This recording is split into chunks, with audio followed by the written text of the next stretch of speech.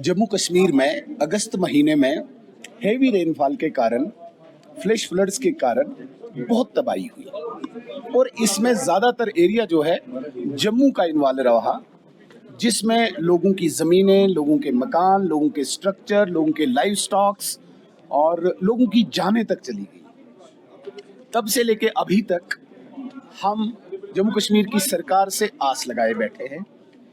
SDRF जो पहले consume करना था और उसके बाद एनडीआरएफ में इनके पास फाइनेंशियल असिस्टेंस भारत सरकार से आता, अभी तक इन्होंने पूरा एसडीआरएफ भी कंज्यूम नहीं किया। दूसरी सबसे बड़ी बात है, जो भारत सरकार के बड़े बड़े मंत्री, जिसमें आदरणीय राजनाथ सिंह जी, आदरणीय अमित शाह जी, आदरणीय शिवराज जी, जिन्होंने असेसमेंट के लिए दौरा किया और उसके बाद जम्मू कश्मीर की सरकार से कहा कि लॉस असेसमेंट की रिपोर्ट आप सबमिट करें, वो अभी तक सबमिट नहीं हुई। और हमारे डिप्टी लीडर और हमारे ऑनरेबल एमएलए उधमपुर ने क्वेश्चन भी उठाया, एडजर्नमेंट मोशन के लिए गुजारिश की कि इस पे डिस्कशन होना चाहिए, सबसे सीरियस इशू है, लेकिन लगातार इग्नोर किया गया, नेग्लेक्ट किया गया। और आज हमने अपनी नाराज़गी शो की कि सरकार लीस्ट बॉदर्ड है इन चीज़ों के लिए, फ्लड विक्टिम्स के लिए जो आस लगाए बैठे हैं, सर्दियों में जो परेशान हैं इस वक्त, तो वो हमने नाराज़गी जायज़ की, साथ साथ जाहिर की। साथ साथ आज एक बहुत बड़े अखबार के फ्रंट पेज की स्टोरी है कि एक पर्टिकुलर डिवीज़न जिसमें बहुत बड़ा स्कैम हुआ है, टेंडर्स के नाम पे सिंगल टेंडर्स अलॉट किए गए हैं और विद एविडेंसेस। तो हमने वो भी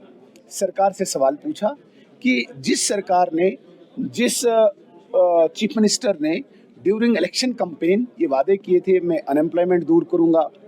मैं राशन दूंगा, मैं पानी दूंगा, मैं बिजली फ्री दूंगा, मैं सिलेंडर दूंगा, उसी सरकार की कारकर्दगी एक साल के अंदर देखिए कि इतना बड़ा स्कैम, एक सैंपल, एक डिवीजन लिया गया। हालांकि ये पूरा जम्मू कश्मीर का स्कैंडल अभी रिवील नहीं हुआ है, ये एक सैंपल के नाते एक डिवीजन लिया गया है। और मैं कहता हूं कि सारी वायलेशंस को, प्रोसीजरल जो इरेगुलरिटीज या फाइनेंशियल डिविएशन जो हुई है, इससे ज़्यादा कहीं और नहीं हुई है। हमने डिमांड की कि इसमें सीबीआई प्रोब होनी चाहिए और जो डिवीजन इस कॉन्स्टिट्यूंसी में आता है, ज़रा पता करना चाहिए ये कॉन्स्टिट्यूंसी किस एमएलए मिनिस्टर की है। क्या वो मंत्री महोदय क्लोज डोर मीटिंग्स नाइट में सीएम के साहब के साथ करते हैं? और हमें ये बताया जाए कि अगर सीएम साहब इस डिवीजन के जो कॉन्स्टिट्यूंसी के मिनिस्टर भी हैं जहाँ पे एम्बेजलमेंट स्कैम हुआ है,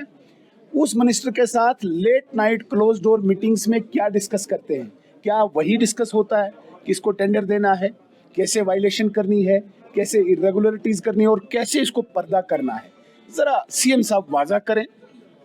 वरना पूरे जम्मू कश्मीर को आज शक हो गया है क्यों बहुत ज़्यादा नज़दीक वो मंत्री सीएम साहब के हैं। क्या कमाई के लिए रखा गया है